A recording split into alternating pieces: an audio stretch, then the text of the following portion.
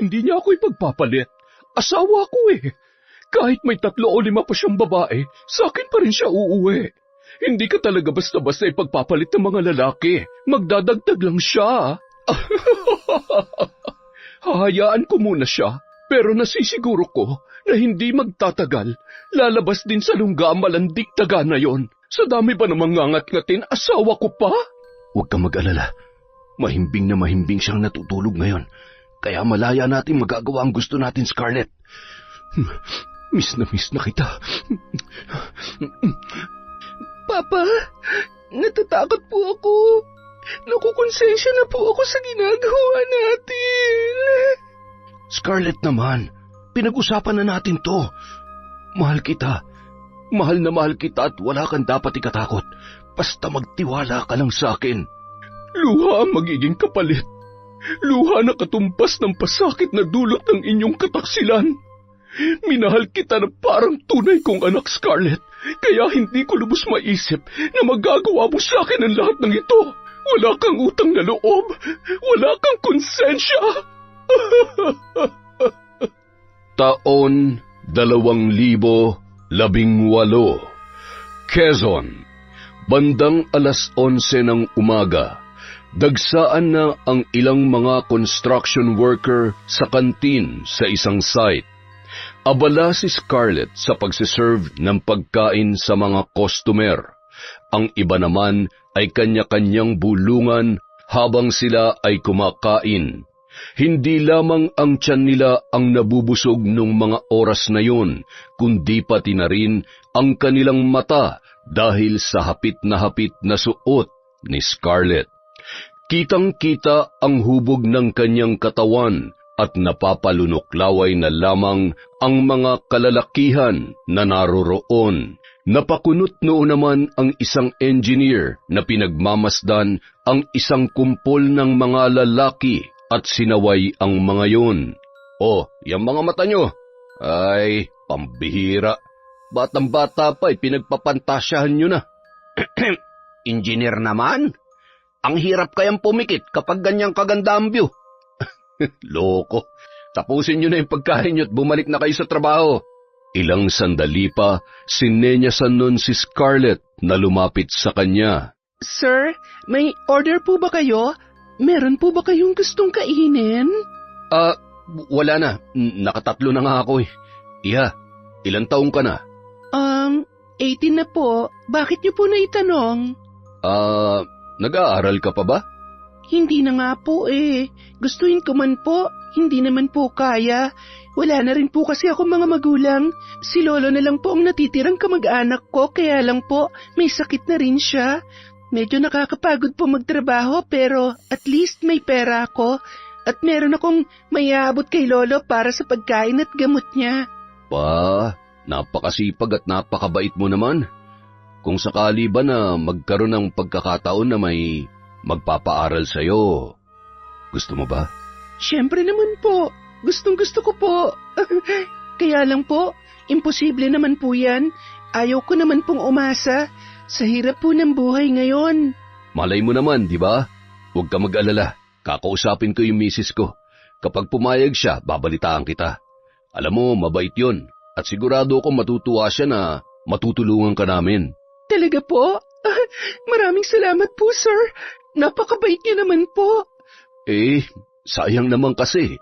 Maganda ka, mabait, at masipag na bata. Malayo pa mararating mo. Sayang kung habang buhay ka na magtsatsaga rito. Tingnan mo yung mga lalaking...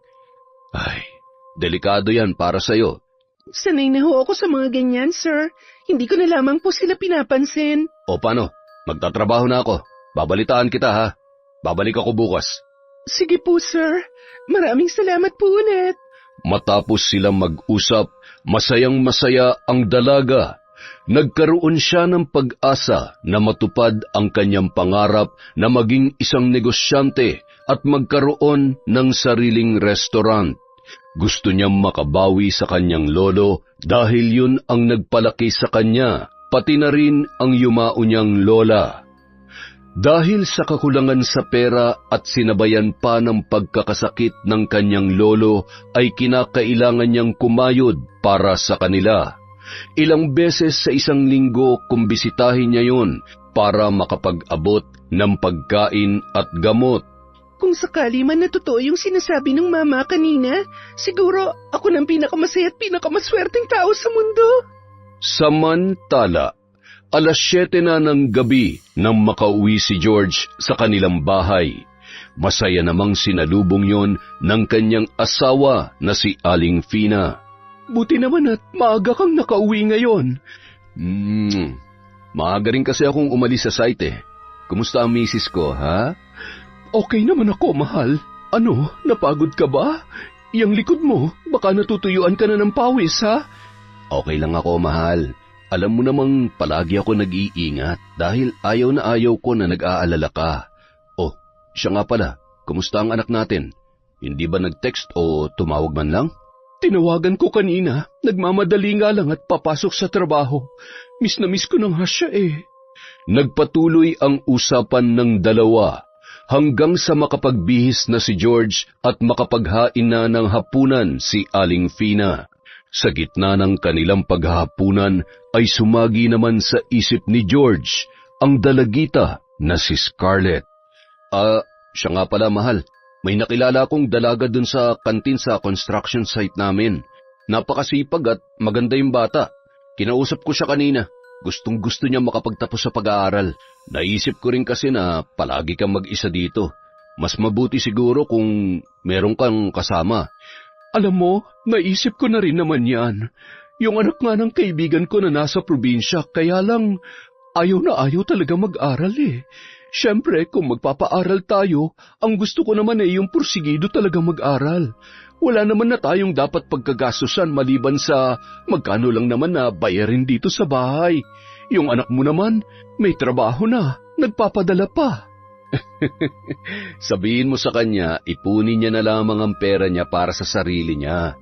Para naman kapag nakapag-asawa o nagplano na silang magsariling pamilya ni Rex ay handa na sila. Huwag niya kamo tayong alalahanin. Medyo malaki naman ang sinasahod ko. Ay nako, yan na nga ang paulit-ulit kong sinasabi sa kanya. Ang katwiran naman ay hayaan lamang siya at masaya daw siya sa ginagawa niya. Hayaan mo na nga lang. O paano? Anong plano natin ngayon? Aba, malapit ang pasukan kaya ang mabuti pa sabihan mo na yung bata. Ano nga ang pangalan niya? Scarlett ba? Oo, tama. Si Scarlett. Sige, bukas sasabihan ko siya at sabay natin siyang sunduin sa kanila. Mas mabuti rin kung may pagpapaalam natin siya sa lolo niya. Abay dapat lang. Mahirap namang ampunin natin siya na wala man lamang tayong alam sa pagkatao niya. O sige, kumain ka na mabutit. Alam ko namang paborito mo yan. Gusto mo pa ba ng kanin? Nako mahal, naparami na nga ang kanin ko eh. Alam mo naman na bawal mapasobra ang kanin. Lalo na ngayon nagkakaedad na tayo. Oo nga naman. Kung nandito ang anak mo, siguradong masisita tayo nun pareho. Nagpatuloy sa kwentuhan ang mag-asawa habang tinatapos ang pagkain nila ng hapunan. Hanggang sa bago matulog ay pinagplanuhan rin nila ang tungkol sa pagpapaaral kay Scarlett at sa lolo nito kung sakaling pumayag yon. Kinabukasan, pagpasok ni George ay agad niyang pinuntahan si Scarlett. Malayo pa ay natanaw na nito ang lalaki. Ayan na siya. Hoy, ayos ka lang? Parang kilig na kilig ka yata. Siya yung sinasabi ko sa'yo kagabi. Sa tingin mo, mabait kaya siya at yung pamilya niya? Si engineer naman pala eh. Oo naman, matagal na namin kilala yan dito. Pero, seryoso, sinabi niya sa'yo na gusto ka niyang pag-aralin? Oo nga, paulit-ulit. Bingi lang, bingi. Ayun na siya. Diyan ka lang muna, ha? Aba, ayos. Ang swerte naman ni Scarlett. Sana all na lang na makawala sa sandamakmak na hugasin at kasungitan ng amo namin. Masayang sinalubong ng dalaga si Engineer George. Iginiya sa isang mesa at pinaupo yun. Alam na alam mo talaga kung saan ang paborito kong pwesto dito, ha? Kumusta? Okay lang po, sir. Kayo po. Ang ibig ko pong sabihin, kumusta po yung... Yung tungkol ba sa pinag-usapan natin kahapon? Yan nga rin ang pinunta ko rito. Magpaalam ka na sa amo mo.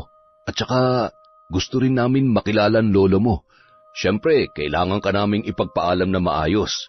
Isasama kong asawa ko kapag sinundo ka namin sa bahay ng lolo mo. Ayos ba yon? Naku, maraming salamat po. Hulog po talaga kayo ng langit sa buhay ko. Hindi po kayo magsisisi sa pagpapaaral sa akin. Nako, napakaswerte mo dahil napapayag ko misis ko. Alam mo, mabait kasi yon at sinisiguro ko na magugustuhan ka niya kapag nagkita kayo. Hindi na rin po ako makapaghintay na makilala siya. Kaya lamang po, iniisip ko po si Lolo. Kung pag-aaralin niyo po ako, hindi na po ako makakapagtrabaho para sa gamot ng lolo ko at sa pang-araw-araw na pangangailangan niya. Ay, nako, wag mo nang intindihin ang bagay na yan. Napag-usapan na namin yan ng asawa ko. Basta magpaalam ka na dito sa lalo madaling panahon. Tsaka, ano nga palang cellphone number mo? Para matawagan ka namin anumang oras kung sakaling may itatanong kami sa iyo ng misis ko. Sige po, ako na po magta-type. 09308. Ayan, salamat po ulit, sir. Nag-order pa ng almusal si George at ipinagpatuloy naman muna ni Scarlett ang kanyang pagtatrabaho. Makalipas ang 3 araw, matapos tuluyang magpaalam sa kanyang amo, ay agad siyang umuwi sa kanyang lolo at inihahanda na ang iba niya pang mga gamit. Noong araw ding yun, susunduin na siya ng mag-asawang sina George at Fina. Apo, may maitutulong ba ako sa'yo? Huwag na po, Lolo. Kayang-kaya ko naman na po to. Nagugutom po ba kayo? Mauna na po kayong kumain sa akin. Nakapagluto na po ako bago mag-asikaso nito mga gamit ko. Apo naman, baka naman gusto mo kong saluhan sa pagkain. Minsan na nga lamang tayo magkita hindi pa tayo magsasabay kumain. Lalo na ngayong may mag-aampon na sa'yo. Sigurado ako na... Lolo, kung iniisip niyo na makakalimutan ko kayo kapag nandun na ako nakatira sa kanila, nagkakamali po kayo. Lahat ng ginagawa ko ay hindi lamang po para sa sarili ko. Para sa atin po to, Lolo. Kaya habang wala ako, magpalakas po kayo, ha? Huwag niyong pababayaan ang sarili niyo. Alam niyo po, ang sabi sa akin ni Engineer George, tutulong din daw po sila para gumaling kayo sa sakit ninyo. Kaya huwag po kayong mag-alala. Mahal na mahal po kita, Lolo. Huwag na po kayong malungkot at magtampo. Sige na nga, sasabayan ko na kayong kumain. Ay, basta lagi mo pa rin akong dadalawin dito, ha? Uy, naririnig mo ba ako? Oo naman po. Matitiis ko ba naman kayo? Kayo talaga, habang tumatagal, lalo kayo nagiging matampuhin. Ganyan talaga. Ang mahalaga ay hindi pa rin kumukupas ang kagwapuhan ng lolo mo. Hindi na ako natutuwa sa ubo kong tuwa. Napakasakit sa dibdib. Sa gabi ay hindi na ako masyadong nakakatulog na maayos. Basta wag niyo lang pong kalilimutang inumin yung gamot niyo para tuloy-tuloy ng paggaling niyo. Bantayan niyo rin po yung likod niyo, ha? Huwag niyong hahayaan na matuyuan ng pawis. Nagpatuloy ang pag-uusap ng maglolo habang kumakain ng tanghalian. Pagkatapos noon ay agad nang bumalik sa kanyang ginagawa ang dalaga. Pasimple lamang nagmamasid ang matanda habang nakahiga sa isang pahabang upuan. Kitang-kita niya ang saya sa muka ng kanyang apong si Scarlett. Bata pa lamang kasi yon, talagang pangarap niya na makapagtapos ng pag-aaral. Pangarap na hindi matugunan ni Lolo Simon dahil sa kahirapan ng kanyang kondisyon. Bandang 2:00 ng hapon, dumating na ang mag-asawang sina George at Fina sakay ng kanilang kotse. Ibinaba ng mag-asawa ang kanilang mga pinamiling grocery para sa pang-isang buwang konsumo ng matanda. Nanlaki ang mga mata ni Scarlett at ng kanyang lolo, lalo na nang makita nila ang isang sakong bigas. Apo, mukhang mayaman nga sila. Abat, Napakabuti naman ang mag-asawang ito para tulungan tayo na hindi man lamang kaano-ano. Sabi ko naman po sa inyo, Lolo, mababait sila. Halina po kayo, salubungin po natin sila. Masayang sumalubong ang dalawa at kinuha ang ilan pang bitbitin. Magandang hapon po sa inyo. Tuloy kayo sa munti naming bahay. Nako, napakarami naman po nito. Nakakahiya naman po at magandang hapon rin po sa inyo, Mang Simon. Lahat po ito'y para sa inyo. Nandito rin po kami para personal na maipagpaalam itong si Scarlett. Kahit nasabi niya na sa amin na pinayagan niya siya. Masayang-masaya ako para sa apo ko. At salamat dahil sa dami ng pwede niyong pag-aralin ay siya pa talaga ang napili ninyo. Kung sa bagay, wala namang kayong pagsisisihan dahil magaling naman yan sa klase. Mabuti naman kung ganon.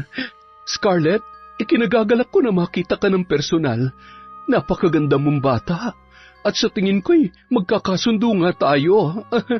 Mang Simon, huwag kayong mag-alala. Sinisiguro ko na maaalagaan siya ng maayos at matutugunan namin lahat ng pangangailangan niya, lalong-lalo na sa pag-aaral. Basta magpapakabait lamang itong si Scarlett, wala tayong magiging problema. Huwag po kayong mag-alala. Gagawin ko po ang lahat ng aking makakaya para mapatunayan sa inyo na hindi kayo nagkamali sa pagtulong namin. Maraming salamat po talaga. Bandang 5:00 na ng hapon nang magpaalam sila kay Lolo Simon. Ay siya, sige na at baka abutin kayo ng gabi sa daan. Mag-iingat kayo. Scarlett, tumulong ka sa mga gawaing bahay at huwag magbubuhay prinsesa sa...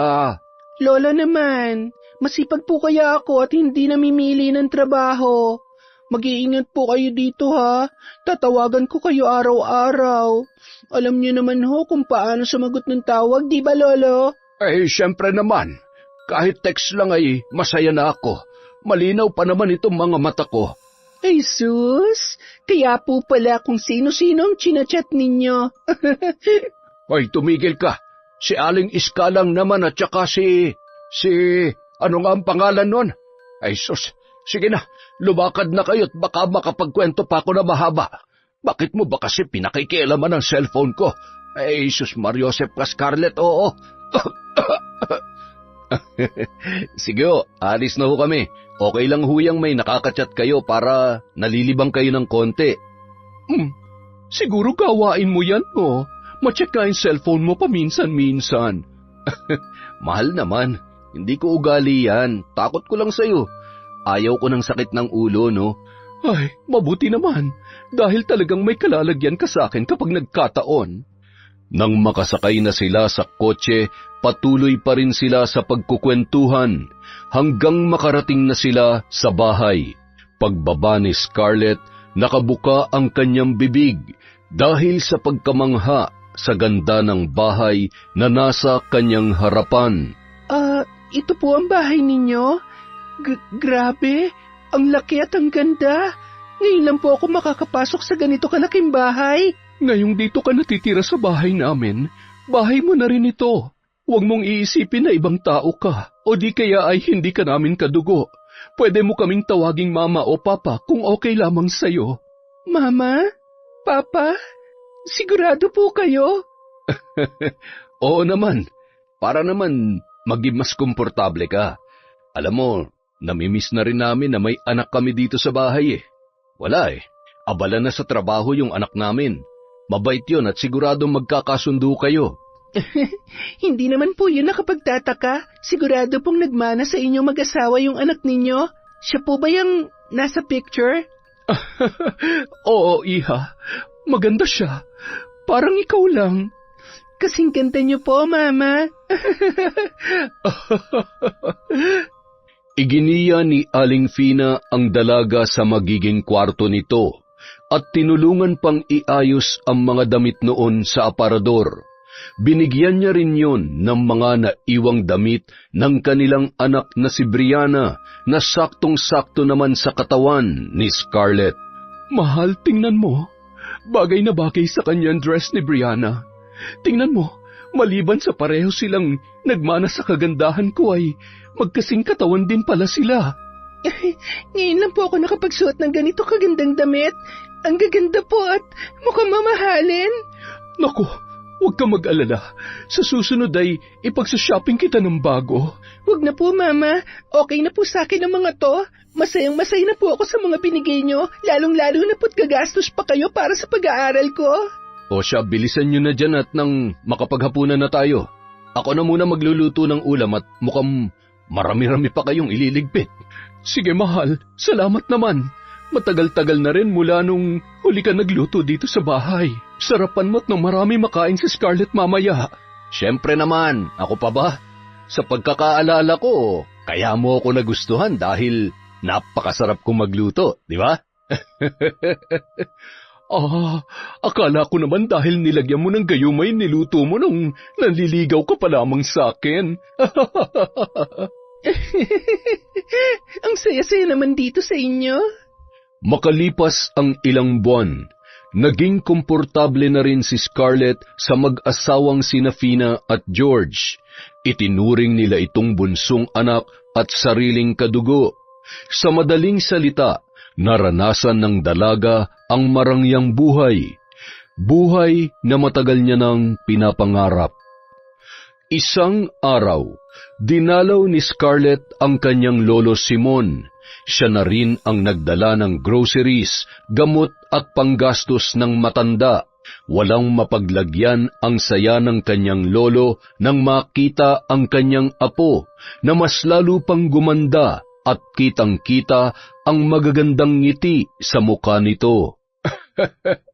Masaya-masaya ako para sa iyo, apo. Lalo kang gumanda. Magpapakabait ka at mag-aral ka na mabuti nang makabawi ka naman dun sa mag-asawang yon. Oo naman po, Lolo. Ako pa ba?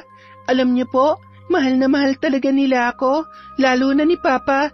Si Mama naman, masayang-masaya kapag kasama niya ako.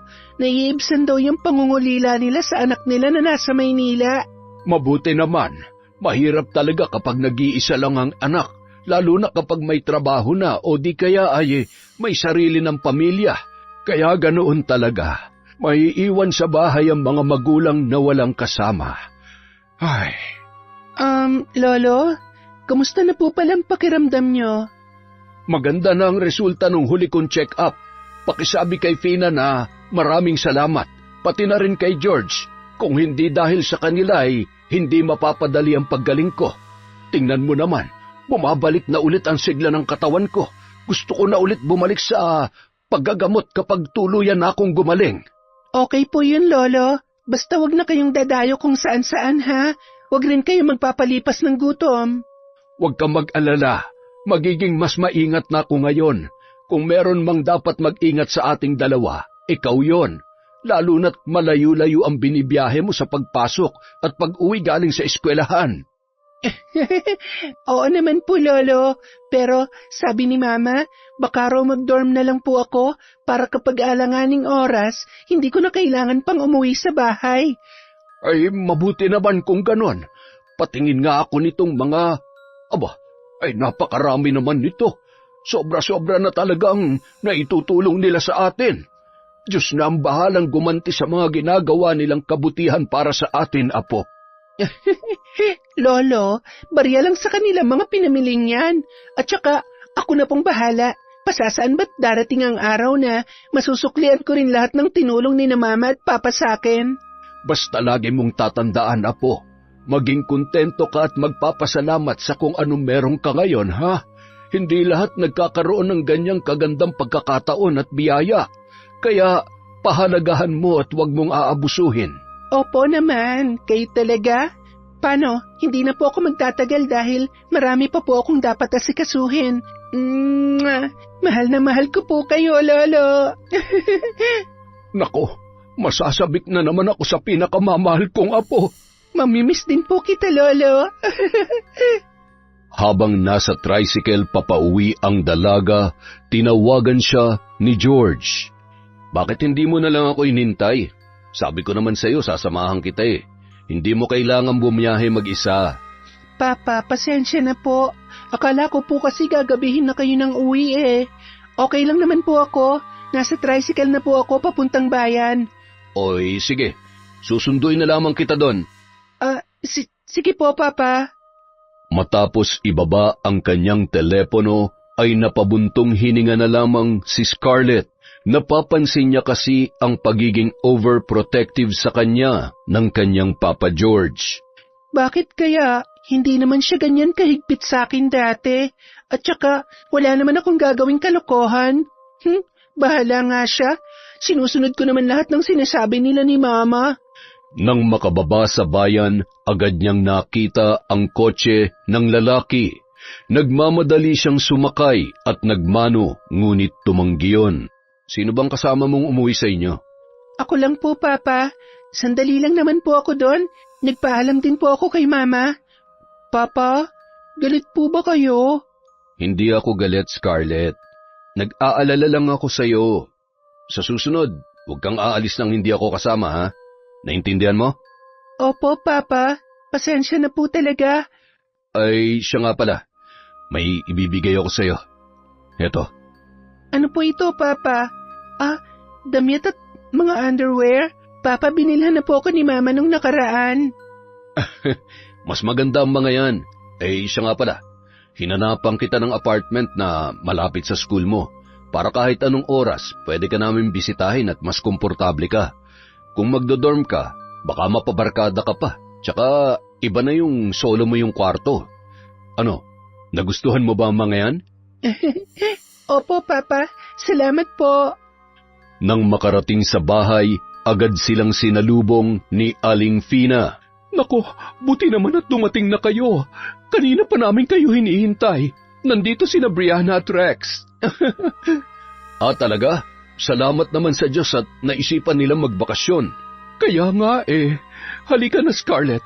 Ipapakilala kita sa ate Brianna mo. Ano ba yung bitbit mo? Namili ba kayo? Wala yan. Mga damit niya na naiwan sa bahay nila. Ganoon ba? Oy siya, halina kayo at saluhan natin sila maghapunan. Brianna, anak, nandito na si Papa at si Scarlett. Papa? Namiss kita. Namiss din kita, anak.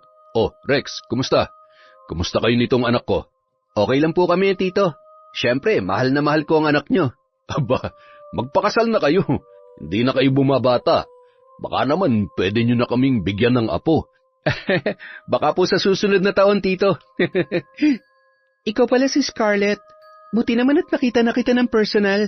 Lagi kang kinukwento sa akin ni Mama kapag tumatawag ako. Kumusta ka? Kumusta ang pag-aaral mo? Okay naman po, ate. Kayo rin po. Lagi kayong kinukwento ni Mama sa akin. Ang ganda niyo po pala talaga sa personal. At ang bait niyo rin po katulad nila. Siyempre naman. Kanino pa ba sila magmamana? Mabait ako sa lahat. Kung meron man akong pinakaayaw ay yung mga abusado. Mabuti na lang at nagkasundo kayo ng mama kong maselan. At sabi niya, mabait ka rin daw at masipag pa mag-aaral. Sipagan mo pa. At salamat sa pag-aasikaso mo sa kanila, ha? Kung pwede nga lang umuwi ako araw-araw dito, ginawa ko na. Kaya lang hindi pwede eh. Kulang na sa oras. Kaya nga minsan itawag para mangumusta hindi ko na rin magawa. Walang anuman po, ate. Huwag kayong mag-alala. Akong bahala sa kanila. Kumain na tayo. Scarlett, dito ka na sa tabi ng papa mo. Rex, kumain ka na marami, ha? Bukas ay pagluluto ko kayo ng mga paborito ninyo. Nako, salamat po, tita. Miss na miss ko na nga rin po talaga ang luto ninyo eh. Ay nako, mukhang hindi ka ata ay pinagluluto nitong girlfriend mo, ha? Ay nako, Mama.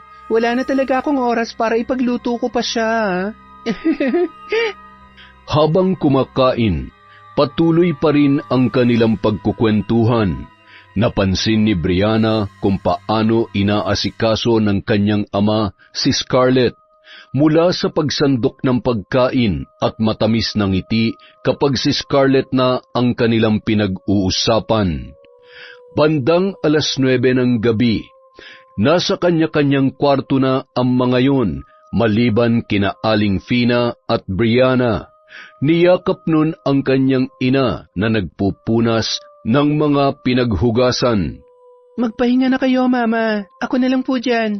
Sana inutusan nyo na lang si... Nako, kailangan pa nung mag-review, anak. Okay. Mukhang magkasundo po sila ni Papa. Oo, siguro dahil masunurin at mabait naman talaga si Scarlett, kaya natutuwa kami sa kanya. Mabuti naman po kung ganon. Pero, Ma, huwag pa rin po kayo masyadong magpakakampante, ha? Hindi po lahat ng maganda at mabait sa paningin ay totoo. Alam nyo, mahirap magtiwala sa panahon ngayon. Kahit gaano kaganda ang intensyon nyo ni Papa, hindi pa rin natin hawak ang isip niya. Wala rin tayong kakayang basahin kung anong motibo niya. Ang tanging magagawa lamang natin ay mag-ingat at huwag magbulag-bulagan. Wala kang dapat ipag-alala. Sigurado ko na hindi tayo nagkakamali sa tinutulungan natin. Tiwala lang anak at huwag mo kami masyadong alalahanin ng papa mo. Makalipas ang 1 linggo, habang nasa biyahe pabalik ng Maynila sina Brianna at Rex, napag-usapan nila si Scarlett. Ay, Oh, bakit napabuntong hininga ka? ewan ko ba? Iba talagang pakiramdam ko kay Scarlett eh. Baka naman nagsiselos ka lang sa kanya. Hindi hindi ako selosa, alam mo yan. Ang ibig kong sabihin, sanay ka na ikaw lang ang inaalagaan ng mama at papa mo. Na kapag umuwi ka, nasa sayo lang ang atensyon nila. Ngayon, 2 na kayo. Mahal na mahal din siya ng papa mo. Mas paborito na nga ata niya kaysa sayo eh. Talagang nang-aasar ka pa? Huwag ka na kasi nag-overthink. Nakikita ko naman kung gaano sila kasaya nakasama si Scarlett. Maganda, mabait, masipag. So ano, sinasabi mo ba na better siya kaysa sa akin? Babe, hindi naman sa ganon. Huwag na nga natin pag-usapan si Scarlett. Tingnan mo, nasisira lang tuloy ang mood mo. Ewan ko sa'yo. Mag-drive ka na nga lang at baka, makatulog na nga lang. Ay, salamat naman sa Diyos. Anong salamat sa Diyos? Salamat sa Diyos at biniyayaan ako ng napakagandang girlfriend. I love you, babe. Tulog ka na muna. Makalipas ang ilang buwan, tuluyan nang nakalipat si Scarlett sa isang apartment malapit sa kanyang eskwelahan. Siya na lamang ang dinadalaw ng mag-asawa para makapag-focus siya sa pag-aaral. Si George naman ang pumupunta kay Lolo Simon para magdala ng groceries at iba pang pangangailangan nito. Si Aling Fina naman ay abala sa mga gawaing bahay lalo na't ayaw niyang kumuha ng kasambahay. Maya't maya niya namang kinukumusta si Brianna, lalong-lalo na si Scarlett. Kapag nalulungkot naman at nasa trabaho rin ang kanyang asawa ay namamasyal yon kasama ang kanyang mga kaibigan at kung minsan ay dumidiretso sa apartment ni Scarlett. Isang gabi, 10:00 na, hindi pa nakakauwi si George. Hindi naman mapakali si Aling Fina dahil may masama sa kutob niya na hindi niya maipaliwanag. Sinubukan niyang tawagan ng maraming beses si George, ngunit hindi yun sumasagot. Kaya naman naisipan niyang tawagan si Scarlett. Ay, sinasabi ko na nga ba?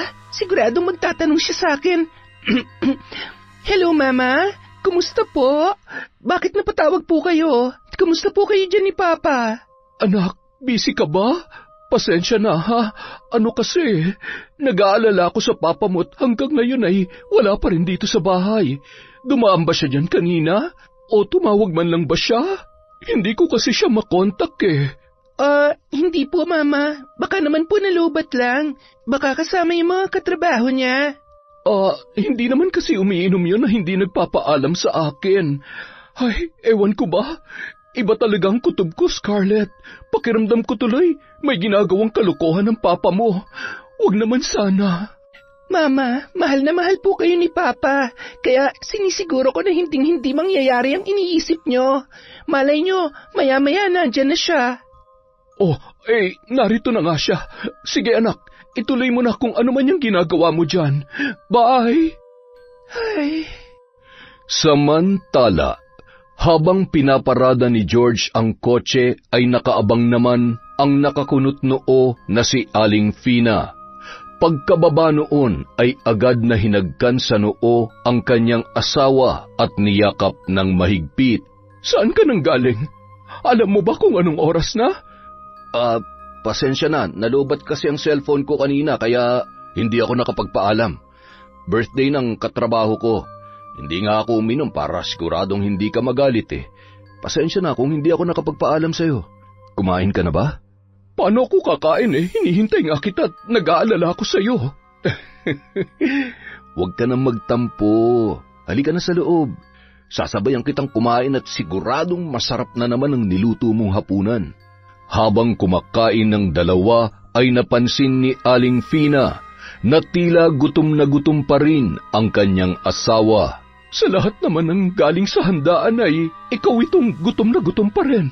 Ano, hindi mo ba nagustuhan ang luto roon? Siyempre naman, iba pa rin ang luto ng misis ko. At saka, paborito ko kaya tong tinola mo. Sabaw pa lang, buhay na ako. Mukha mang buhay na buhay ka ngayon. Hindi ka naman siguro ng babae, ano? Mahal naman. Sa edad kong to, mambababae pa ba ako? Minsan mo nang nagawa yan nung kabataan mo pa at hindi malabong gawin mo ulit. Mahal, hindi ko na magagawa yan. Kontento na ako sa'yo. Masaya na ako sa buhay na meron tayo ngayon at ayaw kong bigyan ka ng sakit ng ulo. Takot ko na lang sa'yo tsaka sa anak natin. Alam mo namang manang-mana sa'yo yun kung magalit kaya iniisip ko palang mambabae, nanginginig na ako sa takot. Ay, siguro namimiss mo lang ako kaya ka nagkakaganyan. Di bale, huwag ka na mag-isip ng kung ano-ano. Mamaya, babawi ako sa'yo, ha? I love you. Huwag mo nga akong dinadaan sa ganyan. Ano ba? Kumakain tayo. Ay, hindi ako pwedeng magkamali. May tinatago sa akin si George at kung ano man, malalaman ko rin yon. Galingan mo na lang magtago dahil kapag nagkataon, hindi ko alam kung anong magagawa ko sa'yo at sa kabit mo. Kinabukasan, bandang 7:00 ng umaga, nagmamadaling dinaanan ni George si Scarlett. Papa, tumawag sa akin si Mama kagabi. Sa tingin ko, nakakahalata na siya. Natatakot po ako. Baka kasi... Scarlett, ngayon ka pa ba matatakot? Nangako ako sa'yo, tutuparin ko yon. Puprotektahan kita. Nag-iingat naman tayo eh. Gagawa ako ng paraan para hindi siya maghinala. Mabuti pa, dalawin mo siya para malibang. Sige po, mamaya ay pupuntahan ko siya. Mag-iingat ka sa biyahe. Huwag ka magsusuot ng hindi ko magugustuhan. Tawagan mo ako kapag paalis ka na. Scarlett, mahal kita. Ngayon lang ako nagmahal at nabaliw ng ganito sa isang babae. Kahit ano pa mangyari, paninindigan at puprotektahan kita. Napayuko na lamang si Scarlett na inuusig na ng kanyang konsensya, ngunit dahil sa atensyon at pagmamahal na ipinaparamdam sa kanya ni George, ay unti-unti na rin siyang nahuhulog sa lalaki. Alam kong mali pero hindi ko na alam kung paano tatalikuran ng lahat ng ito. Ayaw ko nang bumalik sa dating buhay na kailangan kong kumayod na parang kalabaw. Lahat ng to para sa magandang buhay na pinapangarap ko para sa amin ni Lolo. Nung araw ding yun, umuwi si Scarlett. Nadatnan niya na nagluluto ng hapunan si Aling Fina. Mahigpit niyang niyakap at hinagkan yon. Namiss ko po kayo, Mama. Oh, bakit bigla yata ang pag-uwi mo? Sana pinadaanan na lamang kita sa papa mo. Gusto ko po talaga kayong surprisahin at namiss ko na po ang masarap na luto ninyo, Mama. Namiss din kita, anak. Pupuntahan sana kita bukas. May kukwento sana ako sa'yo. Alam mo, malakas talaga ang kutob ko na may kinalolokohang babae ang papa mo. Ganitong-ganito ang pakiramdam ko nung nang babae siya noon eh. Ano po? Nang babae si Papa noon? Oo, wala pa kaming anak noon. Palihim siyang nakikipagkita sa ex-girlfriend niya na patay sa kanya. OMG, sa ganda niyo pong yan, nagawa niya pa rin magloko? Ay, buti nga at nagbago siya nung magbuntis ako dahil kung hindi ay talagang iiwan ko siya at hindi niya makikita si Brianna. Sa ngayon, sa mga kinikilos niya, alam na alam ko na merong mali. Mama, sa tingin ko wala naman. Kasi, alam niyo po ba, laging sinasabi sa akin ni Papa na mahal niya kayo at hindi niya kayo ipagpapalit kahit kanino. Hindi nga ipagpapalit. Asawa ko eh. Kahit may 3 o 5 pa siyang babae, ako pa rin ang asawa niya. Hindi ka talaga basta-bastang ipagpapalit ng mga lalaki. Magdadagdag lang sila. Hahayaan ko muna siya. Pero nasisiguro ko na hindi rin magtatagal. Lalabas din sa lungga ang malanding daga na yon. Pati ba naman asawa ko ngangat-ngatin niya? Ay nako, Mama. Huwag niyong stressin ang sarili niyo sa mga ganyang bagay. Ako na pong bahala na gumawa ng paraan para malaman kung totoo nga ang hinala niyo. Salamat, anak. O siya, tulungan mo na ako dito at maya-maya ay baka dumating na yon kung hindi maliligaw ng pintong uuwian. Mama talaga. Basta ako naniniwala na hindi nang bababae si Papa. Ay nako, masyado mong pinapabura ng papa mo. Habang nag-uusap ang dalawa sa kusina, bigla silang napatigil sa pagkukwentuhan nang marinig ang malakas na pagbusina ng sasakyan ni George. Umaakto namang normal ang dalawa, ngunit pasimpleng nagtitinginan at nag-uusap sa mata. Matapos kumain ay nanood pa yon ng TV, pagkatapos ay nauna nang pumasok si Scarlett nang makaramdam ng selos dahil magkatabi sa upuan ang mag-asawa. Ang aga namang matulog ni Scarlett. Siguro nasanay ng mata niya dahil minsan maagang pasok niya. Ay, ganun nga siguro. Ay, matulog na rin tayo, mahal. Inaantok na rin ako. Medyo masakit ang katawan ko. Siguro pinagod ka ng kabit mo, no? Ano yan, mahal? Sabi ko, sige matulog na tayo at may pasok ka rin bukas. Sandali lang at iinom lang ako ng tubig. Tubig? Ako na, dito ka na lang. Malamig na tubig ba? Sige, malamig na tubig na lang, mahal, at masyadong mainit ang panahon. Nakangiti namang tumungo sa kusina si George at nagsalin ng tubig sa baso. Sabay may kung anong kinuha yon sa kanyang bulsa at inihalo sa iinumin ni Fina. Nagulat pa yon nang biglang sumunod sa kanya ang asawa. Ang tagal naman ng tubig ko. Dinadasalan mo pa yata eh. Uminom din kasi ako. O ayan, uminom ka na. Ubusin mo nang di ka abutin ng uhaw mamayang hating gabi. Ang sarap talaga ng tubig kapag mainit ang panahon, no? Pagkatapos uminom, tumungo na ang dalawa sa kanilang kwarto.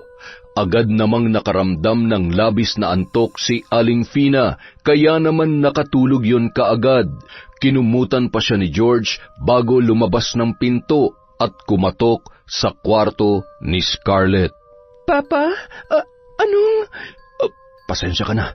Hindi ko talaga kayang pigilan ang sarili ko. Ikaw ang gusto kong katabi sa pagtulog. Papa, hindi pwede. Paano kung magising si Mama? Huwag kang mag-alala. Mahimbing na mahimbing siyang natutulog ngayon. Kaya malaya natin magagawa ang gusto natin, Scarlett. Miss na kita. Papa, natatakot po ako. Nakukonsensya na po ako sa ginagawa natin. Scarlett naman, pinag-usapan na natin to. Mahal kita.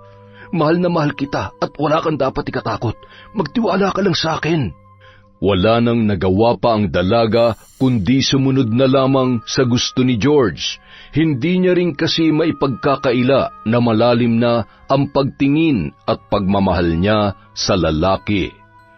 Isang gabi, habang natutulog si George ay dahan-dahan na kinuha ni Aling Fina ang cellphone ng kanyang asawa na bahagyang nakakubli sa may unan nito. May password yon, kaya naman paulit-ulit niyang binubuksan gamit ang mga importanteng petsa sa kanila. Nagulat siya dahil petsa ng kanyang kaarawan ang password noon. Agad niyang binuksan at binasa ang mga mensahe na lalong nagpanginig sa buo niyang katawan at nag-uunahang umagos ang kanyang luha. Love? Love pa talagang tawagan nila? Miss na kita. Mga baboy! Sino ang hayop na to? Humanda ka sa akin at ang babae mong hayop ka. George, bumangon ka dyan! Mahal, ano ba? Ano ba nangyayari sa'yo? Huwag mo akong matawag-tawag na mahal.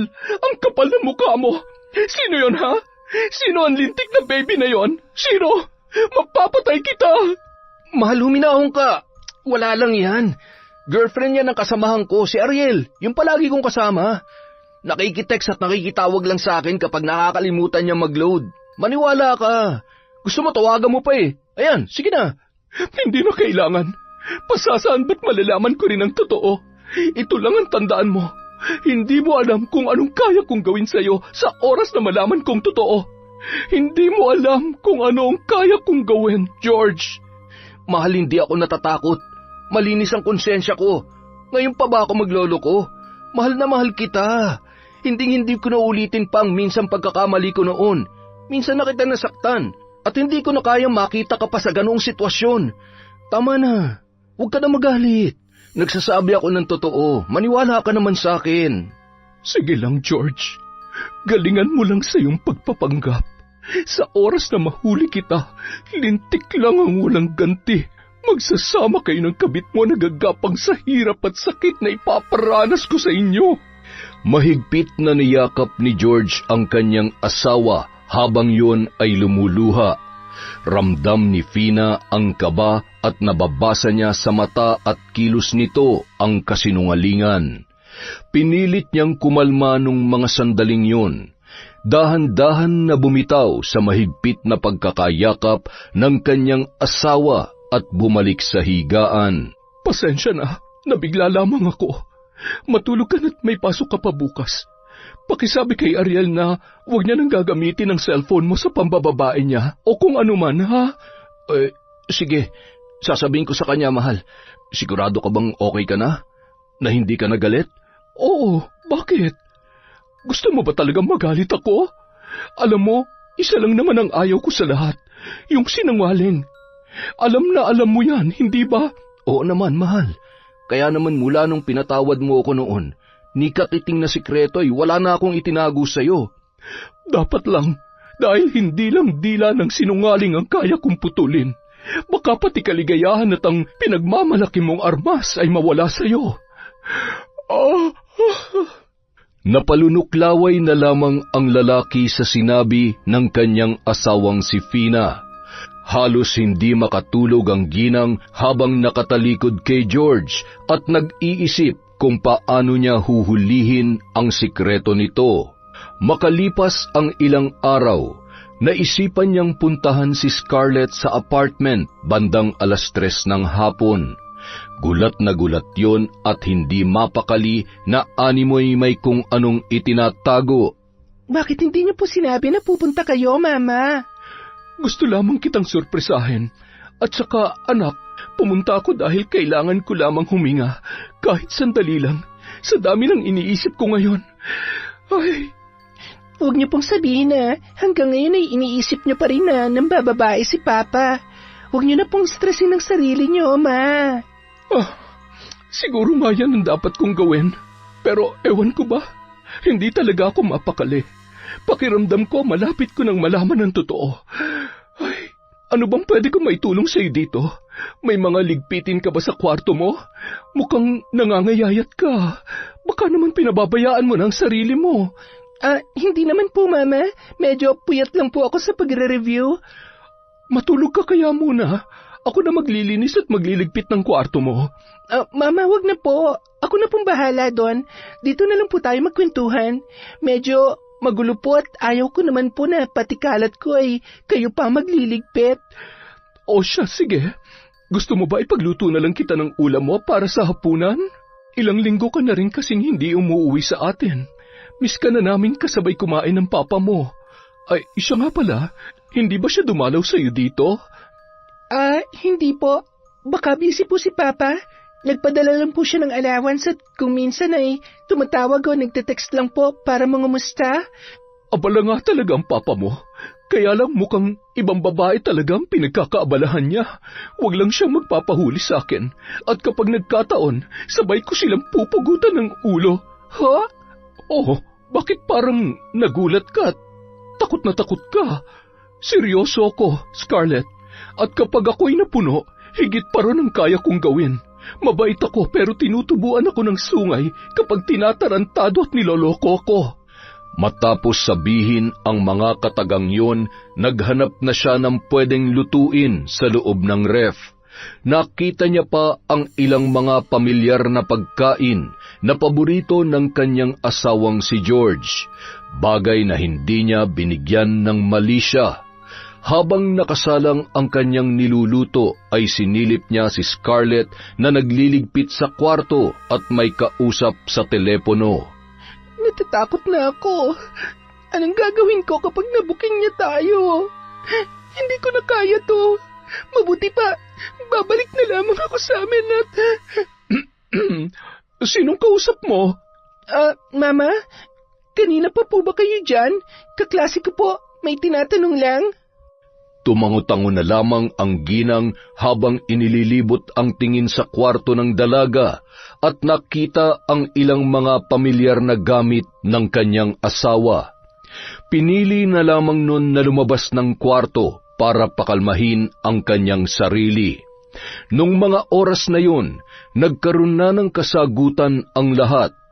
Wala ni isang salitang sinabi ang ginang, sabay tumalikod at kapansin-pansin ang kakaibang reaksyon nito. Bakit po, Mama? Wala, Scarlett. Yun niluluto ko. Baka nasusunog na. Sandali lang, ha? Nang makarating sa kusina ay humingayon ng malalim, sabay kinuha ang kutsilyo at hinawakan ng mahigpit, sabay ngumisi habang patuloy sa panginginig ang kanyang kamay. Pinatay niya ang apoy ng kalan nang maamoy na nasusunog na ang kanyang niluluto.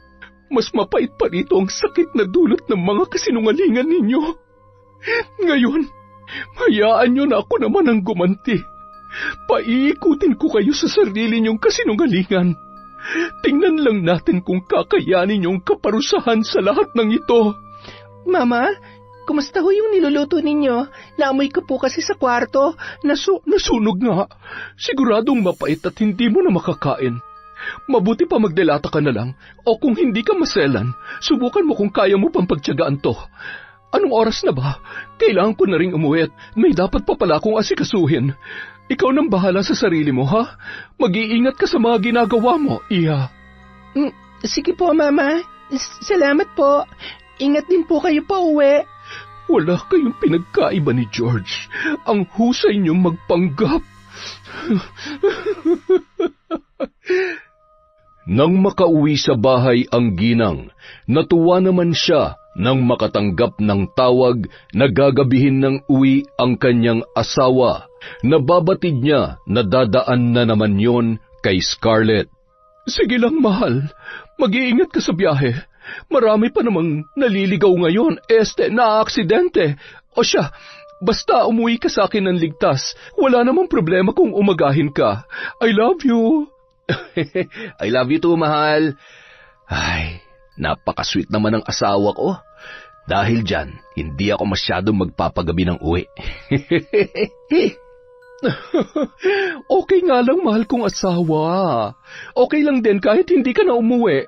Gusto mo, hatiran pa kita ng damit kung saan man yung pupuntahan mo? Mahal naman.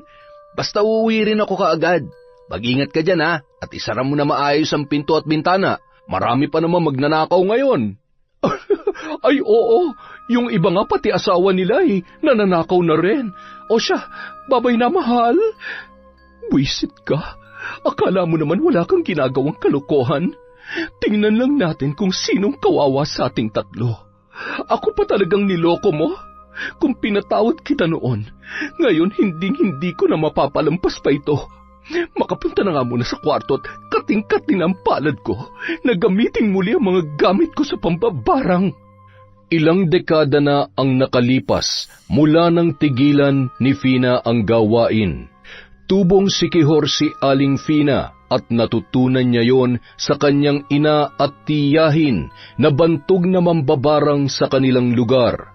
Bagamat nangako siya sa kanyang ina na ipagpapatuloy ang paggamit ng itim na kapangyarihan, ay tinalikuran niya yon nang makilala si George. Pinili niyang magsimula ng panibagong buhay alang-alang sa pangarap niyang masaya at buong pamilya.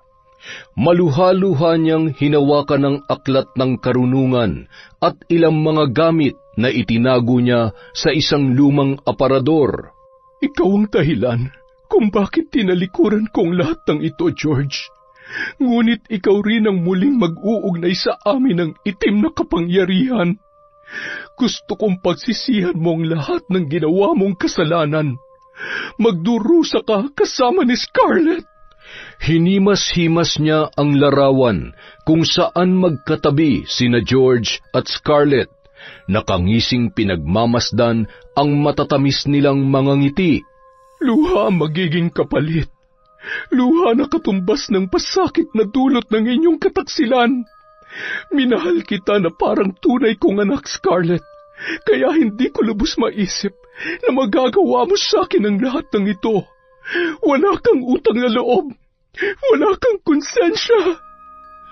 Samantala, Love, gising. Kailangan mo nang umuwi. Siguradong hinahanap ka na ni Mama. mamaya na. Nagpaalam naman ako na maayos sa kanya. Pagod na pagod pa ako. Oh, okay ka lang? Okay lang naman. Ang hapdi lang ng sikmura ko parang sinisilaban at may kung anong... Ang sakit. Nalamigan yata ako. Sobrang sakit ba?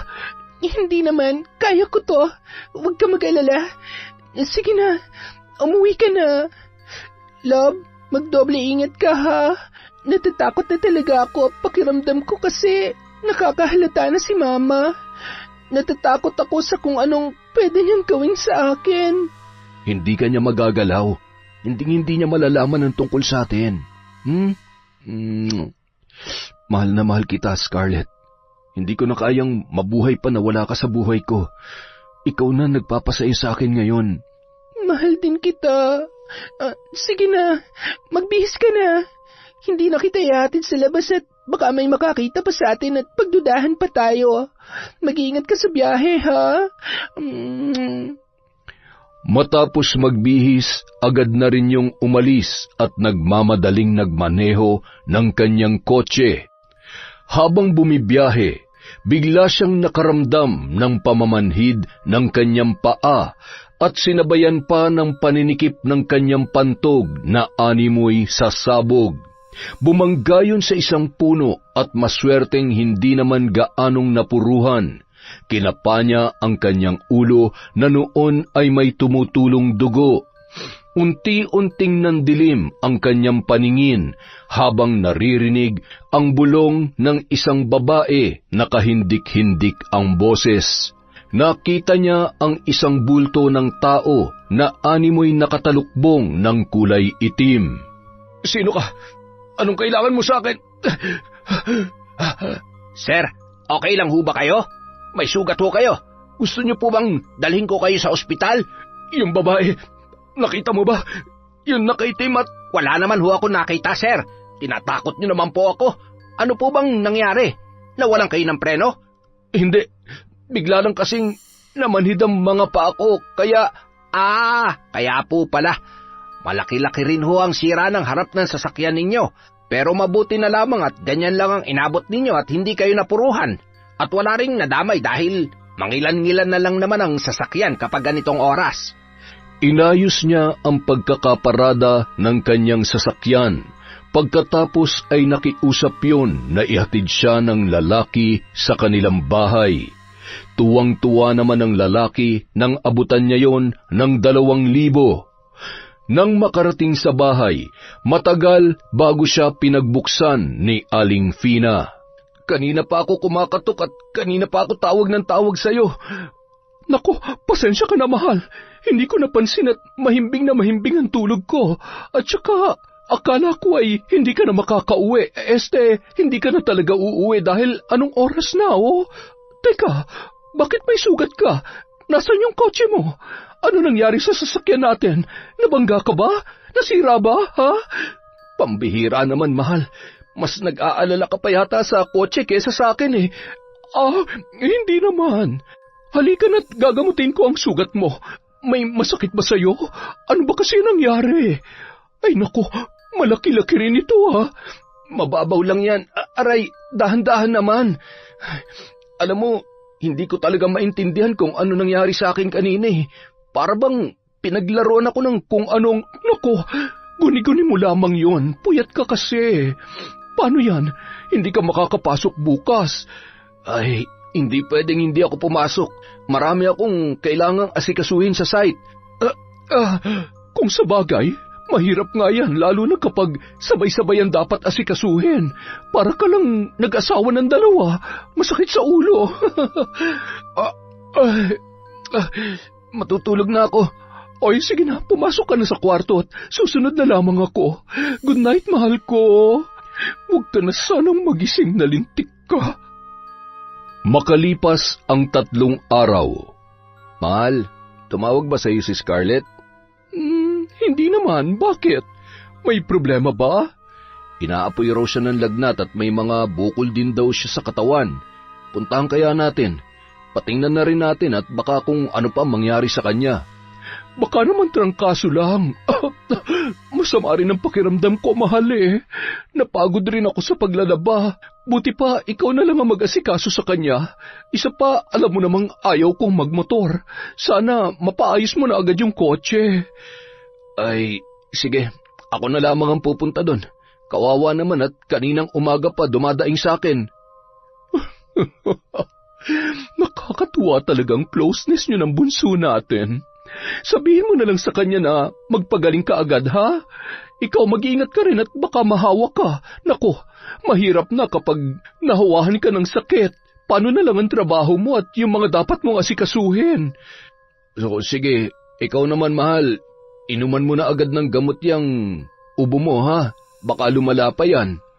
Huwag mo kong alalahanin, mahal. Kayang-kaya kong sarili ko. Hindi trangkaso magpapabagsak sa akin. Hindi naman napansin ni George ang mga nais ipakahulugan ng kanyang asawang si Fina sa pag-aakalang nag-aalala lamang yon sa kanya. Agad na pinuntahan ng lalaki ang apartment ni Scarlett at nang dumating siya ay hindi siya makapaniwala sa kalagayan ng dalaga. Nanginginig yon sa taas ng lagnat at namamanas ang buong katawan. Isinugod niya yon sa ospital dahil sa labis na pag-aalala. Doon ay nalaman din nila na nagdadalang tao na ang dalaga. Anong gagawin ko? Paano kapag nalaman ni Mama na buntis ako? Na ikaw ang... Hindi niya pwedeng malaman to, Scarlett. Kung kailangan kitang itago, gagawin ko. Huwag kang mag-alala. Paninindigan ko ang pangako ko na hinding-hindi kita pababayaan. Hindi pa babayaan? Hanggang kailan? Hanggang di pa nalalaman ng asawa mo ang totoo? Paano ako? Paano ng pag-aaral ko? Si Lolo? Ay, ilang ulit ko bang sasabihin sa iyo na hindi kita pababayaan? Lalo na ngayon. Wala kang dapat alalahanin, Scarlett. Basta mahal kita at magtiwala ka lang sa akin. Kailangan ko lamang makaisip at gumawa ng paraan para hindi malaman ni Finan tungkol sa atin. Alam ko na, mas mabuti pa siguro na palabasin natin na ibang ama ng batang yan. Isang irresponsable at hindi ka pinanagutan. Ano? Pero... Wala nang iba pang paraan. Hindi na natin kailangan magtago. Ako nang bahala. Love, lahat gagawin ko para sa iyo at sa magiging anak natin. Nagtiwala na lamang ang dalaga sa naisip na plano ni George. Kinabukasan, nakalabas na ng ospital si Scarlett. May mga gamot na inireseta ang doktor para humupa ang kanyang pagmamanas at bitamina para lumakas ang kanyang katawan at tumibay ang kapit ng bata na nasa kanyang sinapupunan. 5:00 ng hapon, habang nagtutupi ng mga nilabhan si Fina ay narinig niya ang tunog ng motorsiklo ng kanyang asawa. Napasilip siya sabay ngumisi nang makita ang nakaangkas na si Scarlett. Aba, mukhang magaling na yata ang sinungaling na haliparot ah. Ay, Masalubong nga ng kaliwat ka ng sampal. Kaya lang, masyado pa maaga. Irereserba ko muna ang lakas ko. Yung tipong malalaglag pati ang bagang niya sa lakas. Nakangiting sinalubong ni Fina si Scarlett at ang kanyang asawa. Mahal, kumusta? Napuyat ka ba kababantay kay Scarlett? Naku, ang asim na ng amoy mo. Maligo ka na't samot-saring virus nang kumapit sa katawan mo. Ang dumi-dumi mo na. Ikaw naman, Scarlett. Oh, ano ba nangyari? Bakit ka namamanas? Nagngilid ang luha ng dalaga, sabay yumakap ng mahigpit kay Aling Fina.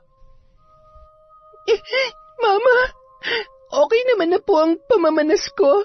Naagapan po at may binigay na pong gamot sa akin ng doktor. Oh, bakit ka umiiyak? Hindi ka pa naman yata mamamatay, di ba? Mahal naman, bakit naman ganyan ka magsalita? Nagbibiro lamang naman ako. Masyado ka namang affected. Seryoso. Ay, sige na Scarlett, magpahinga ka na sa kwarto mo. Ako nang bahalang kumausap sa mama mo. May importante ka bang aaminin? Sasabihin sa akin? Pinapakaba mo naman ako masyado. Ma, alam kong malaki na nagastos natin kay Scarlett at gustong-gusto mo talagang makapagtapos siya. Pero mas kailangan niya tayo ngayon. Nagdadalang tao si Scarlett. Ha? Buntis siya? Paanong? Sino ang ama? Ayaw daw siyang panagutan ng lalaki dahil may pamilya na rin. Hindi naman importante kung sino yung hayop na yon. Ang mahalaga, nandito pa rin tayo para suportahan siya. Mamatay na sana ang irresponsableng lalaking yon. Ay, paano na yan? Titigil siya sa pag-aaral? Manganganak at aampunin din natin? Yun ba ang gusto mo mangyari, George? Aba, magpatayo na kaya tayo ng bahay ampunan para lubos-lubos na. Ay, o siya, sige nariyan na yan. May magagawa pa ba ako? Wala nang mas masaya pa na panoorin ko kayo sa loob ng pamamahay na to habang nagdurusa at kampante na kaya niyo akong paikutin at gawing utu-uto. Napakagaling mo talaga, George. Ikaw nang maparaan at walang hiya ka talaga. Papatayin ko kayong dalawa. Idinaan niya na lamang sa halakhak ang nagsusumiklab na galit na nararamdaman para kina George at Scarlett. Paglipas ng mga araw, napansin ni Scarlett ang kakaibang tingin at kilos ni Fina. Naghihinala na rin siya dahil sa madalas nung pagkukulong sa kwarto kapag sila lamang ang magkasama. Hindi rin gumaganda ang kanyang pakiramdam at lalo siyang kinukutuban nung magkasakit na rin at hindi na makapagtrabaho si George. Nagkaroon yon ng sugat sa paa, namamaga, nangingitim, nagnanaknak at kitang-kita ang nana. Ani ng doktor na kapag lumala pa yon ay kinakailangan ng putulin, kung hindi ay maaari niya yung ikamatay dahil sa posibleng pagkalat ng impeksyon. Hanggang sa hindi na makalakad si George at hindi na rin dinadala pa ni Fina ang kanyang asawa sa ospital. Love, wala ka bang napapansin sa asawa mo? Hindi kaya may kinalaman siya sa nangyayari sa atin? Hindi mo ba napapansin? Pinababayaan niya tayo. Nagagawa niya pang ang gumala at makipag-inuman sa mga kaibigan niya tapos iiwan niya tayo dito na parang wala tayong sakit. Gumawa ka ng paraan kung ayaw mong pareho tayo mamatay. Pati ang batang nasa sinapupunan ko. Kailangan ko ng pera para magpatingin sa doktor. Nahihirapan na ako. Sa gabi para akong nalulunod at sa pagpikit ko kung ano-ano ang naririnig at nakikita ko. Ako rin. At saka may mga oras na parang may mga gumagapang na insekto sa sugat ko at sa tingin ko. Mamamatay na yata ako, Scarlett. Pwede mo huwag ka magsalita ng ganyan. Sabi mo gagawin mong lahat para sa amin. Nasaan na magandang buhay na pinangako mo sa akin kung ngayon palang susuko ka na, ha? Kung mamamatay ka, paano na kami ng anak mo? Sa gitna ng masinsinang pag-uusap ng dalawa, ay biglang pumasok sa kwarto at humalakhak si Fina. Mama, kanina pa po ba? Para yan sa kasinungalingan mo. para matauhan ka sa kapraningan mo sa asawa kong taksil. Naniniwala ka sa kanya? Sa langit na ipinangako niya sa'yo? Boba ka! Sa akin nga nagagawa niya magsinungaling eh. Sa akin na asawa niya. Sa'yo pa kaya? Ang tanga-tanga mo! Aray, Mama, tama na po. Huwag mo ako matawag-tawag na Mama. Hindi kita anak. Pinagsisisihan ko nang minsan nagpapasok ako ng sa pamamahay ko. Wala kang utang na loob. Pareho lang kayong dalawa. Akala nyo kaya nyo akong utuin? Nagkamali kayo na niloko. Ngayon, lahat na nangyayari sa inyo, kulang na kulang pa yan sa lahat ng sakit at galit na nararamdaman ko. Mahal, tama na. Ako na lang ang saktan mo. Maawa ka. Oh, mahal na mahal kong asawa. Ang sugat ko, aray. Matapos tamaan ng takong nasuot ni Fina ang sugat ni George, ay bumulwak ang masaganang dugo. Napahiyaw pa yon nang may pumitik na kulay puting uod. Ano nangyayari? Bakit may mga uod? Mahal, tulungan mo ako. Maawa ka. Kung may kinalaman ka sa lahat ng ito, tama na, nakikiusap ako. Hindi ko sinasadya, mahal. Mahal? Maawa? Bakit? Nung sarap na sarap ka sa pambababae mo, naawa ka ba sa akin? Alam mo ba yung sakit na paulit-ulit na ginagago mo ko? Ha? Kahit mamatay ka sa sakit, hindi ako maaawa sa'yo. Nakakadiri ka, George. Hindi lang buhay mo ang sinayang mo, pati ang buhay ni Scarlett. At ikaw naman babae ka. Meron kang pagkakataon para iligtas ang sarili mo sa kasalanan, pero pinili mo maging kabit at maging alipin ng pera, ambisyon at kagustuhan mo magkaroon ng magandang buhay. Ngayon, paano ka na? Paano ka bubuhayin ng magaling kong asawa? Hindi na nga siya makakilos para sa sarili niya. Kung gusto mo mabuhay pati ang batang nasa sinapupunan mo, umalis ka na. Huwag ka nang aapak sa pamamahay na ito. Pero, Mama... Sabi nang wag mo akong matawag-tawag na Mama dahil wala akong anak na ahas. Lumayas ka na ngayon din. Huwag mo nang hintay na kalad ka rin pa kita palabas. Huwag mo silang ilalayo sa akin. Di sumama ka sa kanila. Ang tanong, kaya mo pa bang lumakad? Sa bagay, magaling ka namang gumapang. Paano, Scarlett? Ikaw nang bahala sa asawa ko, ha? Mukhang ang gusto niyang sumama sa'yo. Makaidlip nga muna. Bigla akong inantok eh.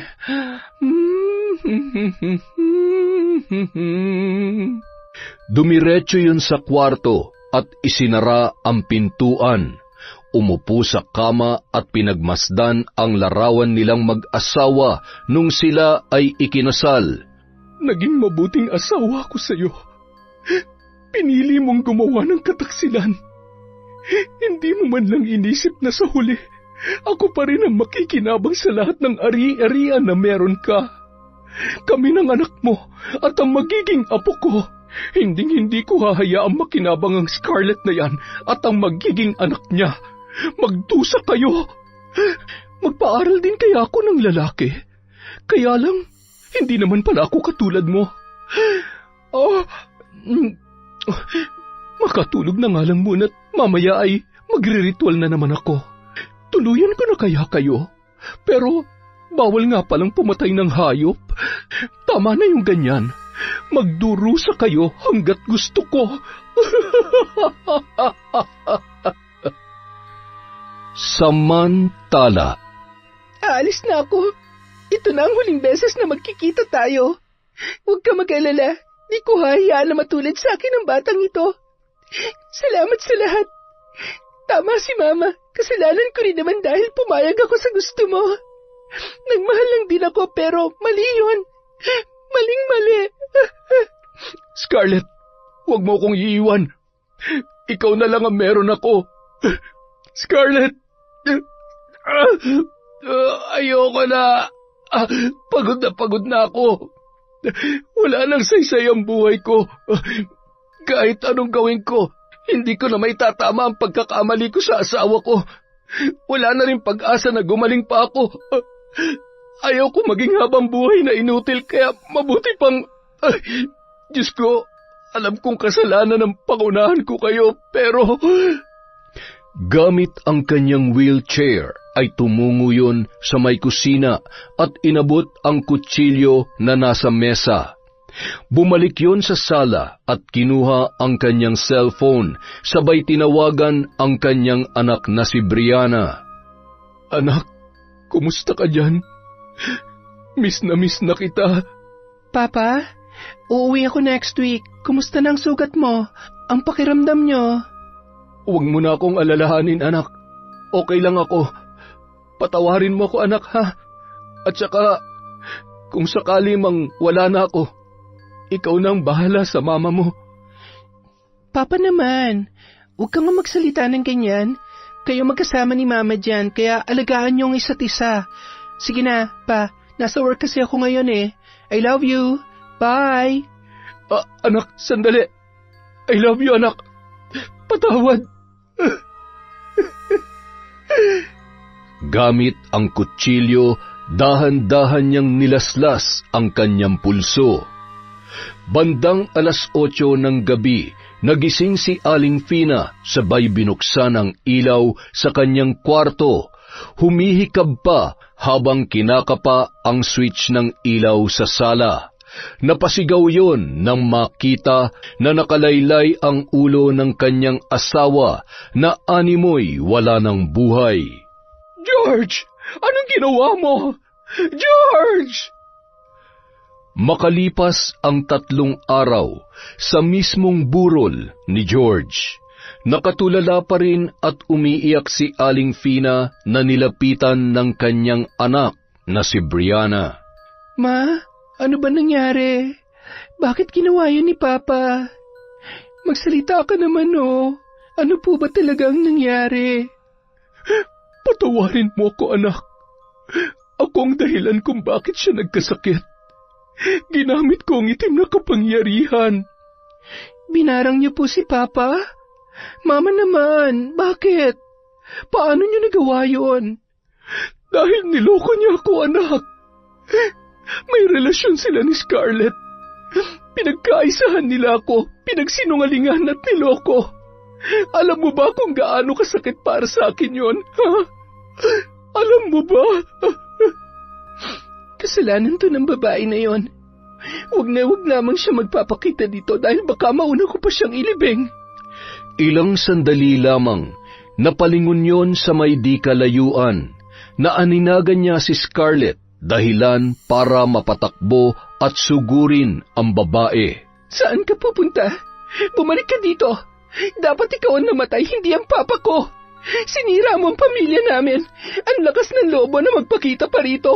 Mapapatay kita. Aray ko, bitiwan mo ako. Anak, tama na. Bitiwan mo na siya. Buntis siya at baka kumapano pa siya. Umalis ka na, Scarlett. Binalaan na kita na huwag ka nang babalik pa. Sa huling pagkakataon, umalis ka na kung ayaw mong sumama sa hukay ni George. Humahagulgol na nagmamadaling umalis ang dalaga. Mababakas sa mukha noon ang labis na pagsisisi at kahihiyan. Buntis ang babaeng yun? Kapatid ko ang batang nasa sinapupunan niya? Paano to nagawa sa atin ni Papa? Akala ko mahal na mahal niya tayo. Alam mo ba na paulit-ulit ko siyang pinagmamalaki sa lahat tapos malalaman ko na... Bigo siyang maging mabuting asawa, anak. Pero nasisiguro ko na naging mabuti pa rin siyang ama sa'yo. Mahal na mahal ka niya. Mahigpit na lamang na nagyakapan ang mag-ina. Nang malaman ni Brianna ang katotohanan ay naunawaan niya kung bakit nagawang barangin ni Aling Fina ang kanyang ama, pati na rin ang kabit noon na si Scarlett. Matapos ilibing ang lalaki, naiwan ng mag-isa si Aling Fina sa kanilang bahay. Pinipilit niyang mamuhay ng masaya at kalimutan ang nakaraan. Naging abala siya sa simbahan. Isang araw, sinunog niya ang kanyang mga gamit sa pambabarang kasabay ng pagbawi ng sumpa kay Scarlett. Hindi ka man karapat dapat patawarin dahil sa laki ng kasalanan mo sa akin. Pero gusto ko nang maging malaya sa galit.